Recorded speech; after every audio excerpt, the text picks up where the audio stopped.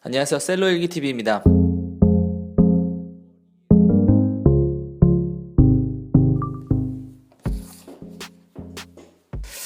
제가 오늘 준비한 컨텐츠는 좋은 도매처를 고르는 법이에요. 지금 보면 제 영상들 중에 가장 인기 있는 게 뭐냐면 한 가지 카테고리예요. 한 가지 카테고리를 선정해서 그 전문모를 만드는 거. 이게 상당히 많은 사람들이 보고 공감을 해주고 있어요. 너무 감사한 일입니다. 그래서 이 한 가지 카테고리를 통해서 전문모를 만들기 위해서는 가장 중요한 게 좋은 도매를 만나야 돼요. 좋은 도매처를 만나야 꾸준히 계속 또 많은 여러 어려움들이 있어도 극복할 수 있는 힘이 생깁니다. 그래서 중요한 거는 단순히 내가 열심히 한다고 다 되는 게 아니라 그 좋은 도매모를 만나서 잘하게 되면, 열심히 하면 더 많은 시너지 효과가 있어요. 그래서 혹시 이제 시작하는 분들이 있다면, 아직 도매를 결정하지 못한다면 그 도매처를 고르는 법에 대해서 제가 한번 내용을 나누려고 해요. 첫 번째로 중요한 거는 전 친절한가가 되게 중요하다 생각합니다.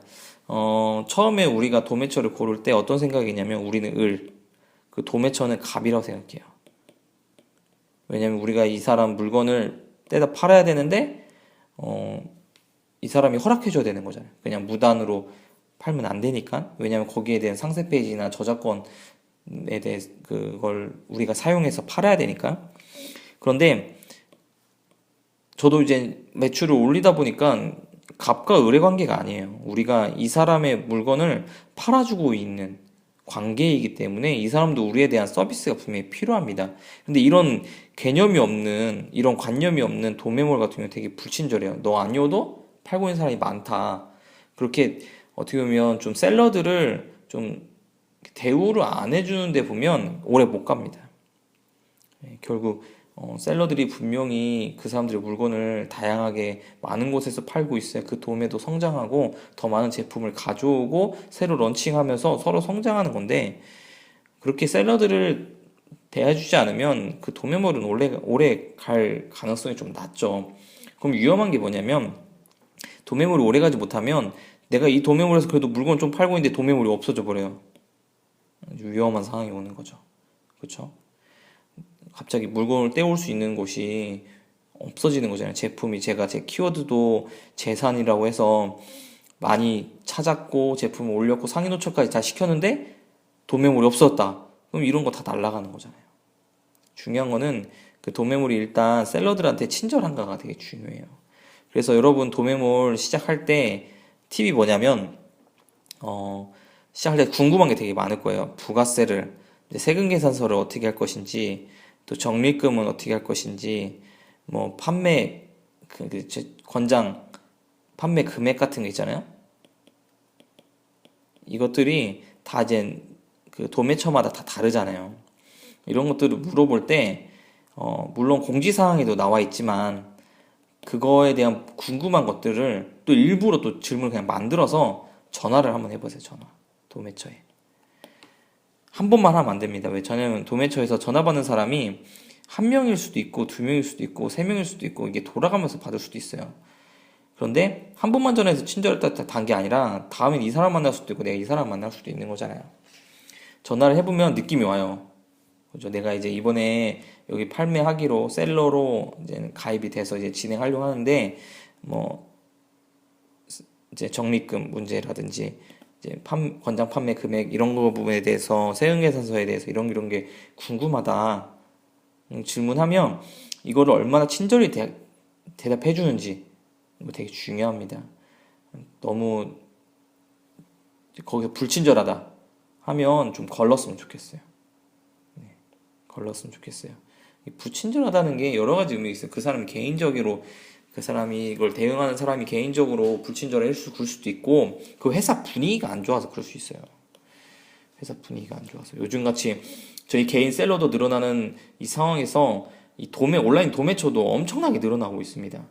그런데 거기서 살아남기 위해서는 예전처럼 내가 갑이다, 내가 물건을 가지고 있기 때문에 너희들이 나한테 받아가기 위해서는 친절하게 해야 된다, 을로서 해야 된다라고 하는 시대는 지났어요. 이제 도매도 도매로 살아남기 위해서 많은 노력을 해야 됩니다. 그러기 위해서는 친절한지 전화를 한번 해봐서 확인해보는 것도 중요하다 생각합니다. 이게 첫 번째 가장 중요한 것 같아요, 저는. 두 번째는 품절 상품이 많은가요? 저도 이제 주문을 하다 보면 간혹 제가 잘 팔고 있는 거에서 품절이 나는 경우가 있어요. 그러면 이제 저는 그냥 안 파는 건 아니고 이제 다른 곳에 이제 찾아봐요. 오픈마켓. 다른 오픈마켓이나 이제 다른 판매처에서 꼭 어떻게든 찾아가지고 제품을 보내는 타입입니다. 근데 이게 많아지면 상당히 힘들어요. 또 이렇게 모든 제품이 또 팔고 있는 건 아니기 때문에 다른 곳에서 팔고 있는 게 아니기 때문에 그럴 경우는 판매 취소를 해야 되는 경우가 있습니다. 심지어 이런 품절 상품이 많다는 것은 재고 문제에 대해서 이 시스템을 갖추지 못했다는 거예요. 그렇죠?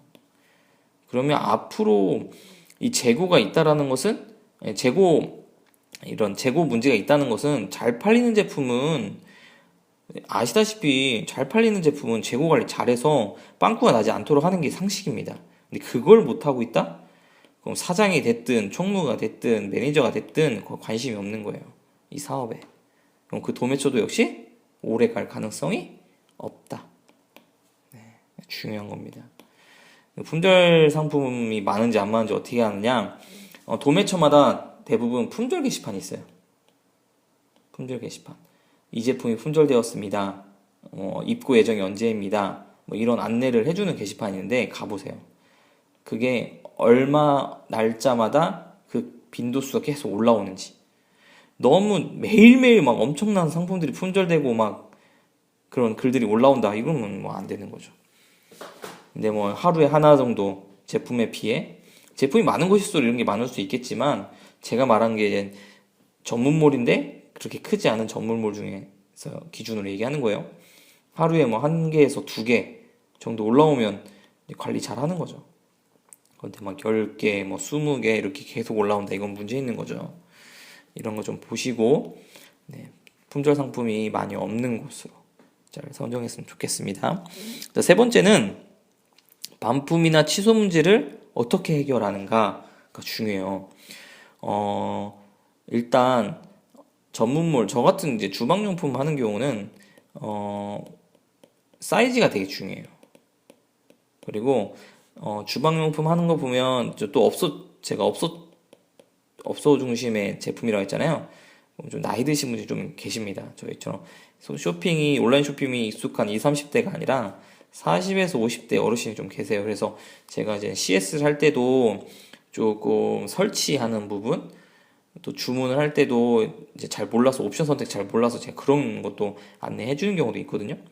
그러니까 확실히 이제 이제 이게 익숙하지 않다 보니까 상세 페이지만으로 이제 다 보지 못하고 그냥 주문을 하세요. 그럼 맞지 않아요. 원하던 게 아니에요. 그럼 반품합니다. 그럼 반품률이 좀 저한테 좀 있어요. 반품률이. 그렇기 때문에 이 반품 처리를 위해서 도매처와 이제 연락하는 경우가 되게 많아요. 지금이야 저는 뭐 오래됐다고 말할 수 있나요? 아무튼 연락을 자주 하고 이제 어느 정도 익숙해졌기 때문에 뭐 이런 문제로는 이제 크게 어려움은 없는데 이제 도매물보다 이런 데가 있어요. 개인 변심으로 인해 반품 취소는 안 됩니다. 그러면 네이버는 이거를 거부할 수 없어요. 물론 우리가 쇼핑몰에 이런 걸 같이 공지해서 안 받는다고 할 수 있지만 고객들이 나한테 이거를 변심으로 인한 취소를 걸었어요. 근데 제가 이걸 거부한다? 그러면 페널티 먹습니다. 거부할 수가 없어요, 일단. 그거를 아무리 내가 공지사항에 띄워놨어도 취소한 걸, 반품한 걸 내가 거부하는 순간, 특히 그 사유가 그냥 단순히 변심으로 반품비랑 내가 부담하겠다, 그냥 반품하고 싶다 해서 했는데 그걸 거부한다? 이제 그거는 페널티를 먹게 됩니다. 막을 수 없는 시스템이에요, 네이버는. 그렇기 때문에 도매에서 변심에 의한 반품이나 취소를 받아들인 대로 해줘야 돼요. 받아들인 대로. 이거는 만약에 이거를 다 내가 떠안는다? 이건 좀 부담이 크죠. 이제 카테고리마다 좀 다를 수 있어요. 그러나 이거는 기본적으로 저는 변심이나 이런 반품률이 되게 저는 개인적으로 경험이 되게 많았기 때문에 이거를 내가 다 떠안는다고 생각하면 매출이 되게 부담스러울 것 같아요. 되게 부담스러울 것 같아요. 그래서 이 반품이나 변심에 의한 반품이나 취소를 받아주는 도매몰을 고른다면 좀 더 내가 편한 마음으로 할 수 있겠죠. 그리고 네 번째로 신상품이 자주 올라오는가. 어느 카테고리든 저는 계속 유행은 트렌드는 계속 변한다 생각해요. 저는 유행은 돌고 돈다고 생각합니다. 그에 맞게 신상품이 계속 올라와주면 그 유행에 따라서 제 유입이 들어올 수도 있어요. 그리고 신상품을 보면서 또 매일 그 도매의 신상품을 보면서 요즘 트렌드가 뭔지도 알게 돼요. 그 제품을 올리다 보면 좋은 키워드를 잡을 수 있게 됩니다. 왜냐면 새로 나온 상품이고 새로 나온 상품은 분명히 그거에 대한 키워드가 사람들이 잘 모르기 때문에. 그런데 소비자는 그걸 원해. 그럼 좋은 키워드가 되겠죠. 그래서 도매는 이런 것들을 따져서 보면 결국 도매는 관리가 되고 있고 또 셀러들을 대우를 하고 있나. 그래서 좋은 시스템을 갖추고 있어서 오래 갈 수 있는 도매인지가 되게 중요합니다. 오래 갈 수 있는 도매. 그래야 저희도 제품을 오래 팔 수 있겠죠. 그리고 한 가지 도매 사이트에만 의존하면 안 되겠죠. 그 도매 사이트가 문을 닫으면 다른 도매 또 제품을 통해서 또 팔 수 있어야 되는 거니까요.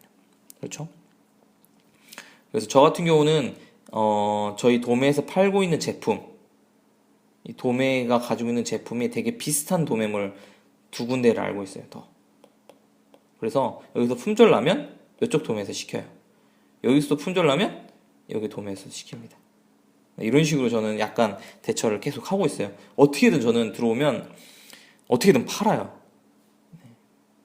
그런 마인드가 있기 때문에 여러분들도 도매를 고를 때 좀 오래 갈 수 있는 도매를 좀 고르기를 추천드립니다. 네, 뭐 여기까지 하고 마지막으로 구독자 100명이 돌파됐습니다. 저는 좀 예상 외였어요. 솔직히 구독자 30명까지 올라오는데 좀 오래 걸렸는데, 물론 제가 중간에 쉬는 것도 있었지만 영상 하나가 좀 잘 나와줘서 일주일 만에 80명인가 70명인가 구독자가 생겼더라고요. 그러면서 100명이 돌파됐어요. 너무 감사합니다.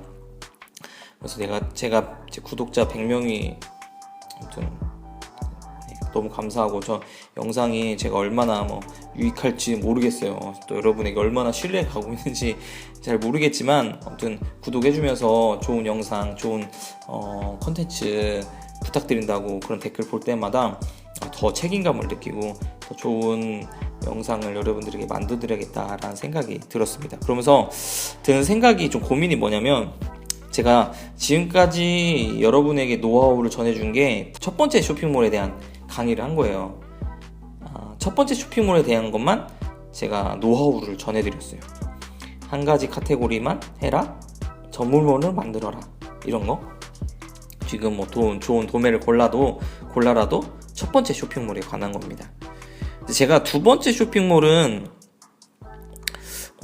제가 매출 공개는 했으나 이거에 대한 노하우는 말씀드리지 않았습니다. 왜냐하면 이유가 되게 중요합니다. 제가 이거를 또 다른 생각이 있어서 그런 건 아니고, 저도 이거를 강의를 들었어요. 비싼 강의를 듣고 제가 이 방법을 통해서 이 매출을 낼 수 있었어요. 근데 솔직히 이것도 제가 거듭 말씀드리지만 이렇게 올라올 수 없어요. 솔직히 제가 좀 뭐라면 운이 좋았다? 라고 말하고 싶은데, 이 두 번째 쇼핑몰을 제가 그냥 이 유튜브에서 풀어버리면 이 강의를 하시는 분에 대한 상도가 아니죠. 그렇죠? 저는 그렇게 생각합니다.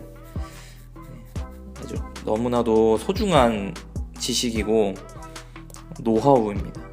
근데 이거를 아무것도 없이 그냥 제가 이 강의 들었다는 거 이유 하나만으로 이제 유튜브에 그냥 무료로 아무 대가 없이 푸는 것은 이분들에 대한 좀 상도가 아니라고 생각했기 때문에 좀 노하우 말씀드리기 어려워요. 근데 충분히 저는 이 첫 번째 쇼핑몰에 대한 이 제 노하우도 제가 앞에서 얘기했듯이 여기에 쏟았던 에너지, 두 번째 쇼핑몰에 쏟았던 에너지를 저는 이걸 모르고 첫 번째 쇼핑몰에 쏟았다?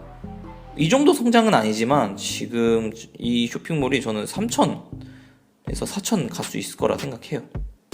충분히. 이것도 제가 가르쳐준 노하우도 충분히 여러분에게 많은 도움이 될 수 있을 거라고 생각했기 때문에 했고, 그래서 제가 여러분에게 묻고 싶은 건 뭐냐면 이 두 번째 쇼핑몰에 대한 거는 무료로 할 수 없습니다, 제가. 그래서 유료 강의를 해볼까 생각 중이에요. 유료 강의를. 네. 비싸지 않은 금액으로 제가 해볼까 생각 중입니다. 그래서 혹시 이제 구독자 100명밖에 되지 않지만 그럼에도 불구하고 이 중에 혹시 제가 이 두 번째 쇼핑몰에 대한 강의를 연다면, 유료 강의를 연다면 여러분이 어떤 의사를 가지고 계신지 들을 분이 좀 있다면 제가 좀 준비를 하고 싶어요. 근데 없으면 좀 더 나중에 더 많은 구독자가 모였을 때, 더 많은 관심 있는 분들이 많을 때 제가 진행하려 합니다.